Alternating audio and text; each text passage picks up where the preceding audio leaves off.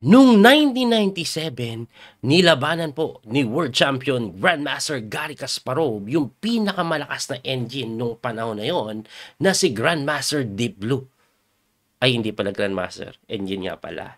Anyway, sa tindi po ng laban nila, si Deep Blue po tumira po ng 100% accuracy according sa engine. Engine nga pala to. Anyway, dito po na-experience ni Garry Kasparov na matalo sa loob lamang ng 19 moves at hindi lang yon, na-shoot siya sa opening trap, sa opening mismo na lagi niyang ginagamit. Ano ba nangyari? Aba, silipin na po natin. Puti po dito si Deep Blue, tinira niya E4. Garry Kasparov naman, C6 nagkarukan. D4, D5, Knight C3, kinapture, Knight takes, at ang pinili ni Garry Kasparov, yung tinitira sa kanya ng kanyang katunggali nung time na yon, yung nilaglag niya, kaya naging world champion siya, na si Anatoly Karpov na Knight D7, Karpov line ng karukan. At si Garry Kasparov, alam niyo po ba, pag puti siya, pag nag-Knight D7, ang tinitira niya po, Knight G5, aba tinira din sa kanya ng engine, no? At ang matindi dito, nag-Knight G5, ito pong si Deep Blue, ibig sabihin, aba, alam ni Garry Kasparov laruin yan. Alam niya lahat ng trap dyan. So, ang tinira ni Garry Kasparov, Knight G-F6 linya. Nag-Bishop D3. Nag-E6 linya. Nag-Knight 1 to F3, at dito po talagang mabibigla kayo. Bakit ko po nasabi? Kasi, tira to ni Garry Kasparov eh. At ang linya po dito, Bishop D6. Very important move. Kaso, si Garry Kasparov, nag-blunder sa opening pa lang dahil tumira po siya ng H6 na common na mali pag beginner ka sa ganitong klaseng opening. Bakit po? Kasi meron pong Knight takes E6 yan.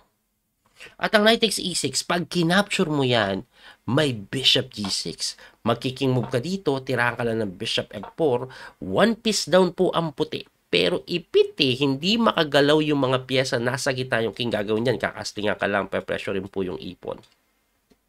Mangingisay yan. So, ibalik natin doon. Kaya, pagka-takes po ng E6, ang tinira ni Garry Kasparov, Queen E7. Yan ang ginawa ni Garry. Ibabalik ko ulit ha, pagpasensyahan nyo na para may matutunan kayo dito po sa part na yan. Bakit po kailangan Bishop D6 ang itira? Just wanna show you the difference, no? Kasi pagka Bishop D6 ang linya dyan, castling. Ngayon, pagka-castling, pwede ka na mag-H6. Bakit? Wala na pong magandang threat yung sacrifice. Kasi takes lang, pagka Bishop dito, magkiking F8 na. Hindi na ganun kaipit yan. Kasi ang lakas ng Bishop dito, may control, hindi makapag-Bishop F4. Yun po ang mangyayari. So, punta na po tayo sa nangyari na mismo. Kasi talagang nakakabigla po ito na si Garry Kasparov nag-H6. Alam niya naman na pagka Knight takes, blunder yan, di ba? Sa side ng item. Kaso, may hinala si Garry Kasparov.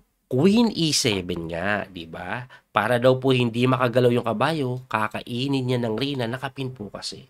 Pero ang engine, sinimplihan lang siya. Kinaslingan lang mga sir. Siyempre, hindi mo pwedeng kainin ng reyna yan dahil Rook E1, lagas ang reyna mo. Kaya nga po, kinapture po yan ng pawn. Pagka-takes ng pawn, Bishop G6 pa rin, no? Siyempre, ng King D8. Bishop F4, di makalusot yung hari. Di makalusot. No? One piece down po ang puti. Pero lamang ito sa puti. Kasi yung king walang galaw. Yung knight na to, hindi ito basta-basta makagalaw. Once kasi gagalaw yan, makakanay dito, ang sakit ng knight F7. Kaya nga pong ginawa dyan, nag-B5 na lang. Pagka B5, nag-A4. Tumira po ng Bishop B7, Rook E1 lang. Ayan na, pressure rin po yung E6, common po yan na gagawin. Pwede po Bishop F5 at some point yan eh. Ang ginawa, nag-Knight D5, umatras lang yung Bishop. Nag-King C8, again, hindi po pwede yung mga ganun na galaw kasi makakapasok na bayo, knight po sa F7, sakit. Kaya nag-King C8 na lang. Ang ginawa naman, kinapture lang po yung pawn sa may B5, binawi ng pawn. And then, queen lang sa D3, hitting na po ng B5, dinipensahan, Bishop C6. Pagka-depensa, Bishop F5. Ayun. Ang tanong, paano mo didepensahan ito? Yung king di pa rin safe po. Lakas ng bishop. Kaya Garry Kasparov, sumuko na, kinain na lang. Pagkakain, binigay yung reyna, binawi ng bishop. At kung titingnan nyo po ito, mukhang okay pa eh. Kasi ang naging kapalit po ng reyna, dalawang minor pieces sa isang tore. Usually, pag ganun yung dami ng piyesang binigay para makuha yung reyna, okay pa. Ang problema dito ni Garry Kasparov, yung king niya po hindi safe. Kaya nga pagkatira ni Deep Blue ng C4, Garry Kasparov nag-resign na. Bakit? Yun ang tanong, bakit? Pwede pang ituloy, pwede mong kainin itong pawn, kaso kakainin lang po yan ng reyna. Paano mo didepensahan ito? Hindi po pwede yung king b7 kasi pagka queen a6 mati yan. Kaya nga po malamang mag knight b4 siguro. Pwede siguro knight b4 to defend. Ayan, para madepensahan. Kaso, yung dumidepensa sa kabayo na bishop, aatakihin lang by playing rook e1. At pagka rook e1, ayun na. Medyo nangingisay na po. No? Kasi, hindi naman pwede umatras, may check, tapos kahit kainin lang. Hindi din pwede depensahan. Kasi pag dinipensahan mo, kakainin pa rin. Ayan, at ito po ay winning pa rin for the side of white. Hindi po kasi safe yung king. Yun ang nangyayari dyan. Kaya nga, sumuko na lang si Garry Kasparov at dun niya po naranasan yung napakabilis na talo. 19 moves lang po umabot. Ang matindi doon, nakakagulat na makita si Garry Kasparov na shoot sa balde, na opening trap sa isang opening na ginagamit niya naman lagi. No? Ang weird, pero ganun po talaga ang chess. Mga tao lang kasi yung mga yan, kahit na magagaling yung mga yan, may mga human error pa rin na nangyayari.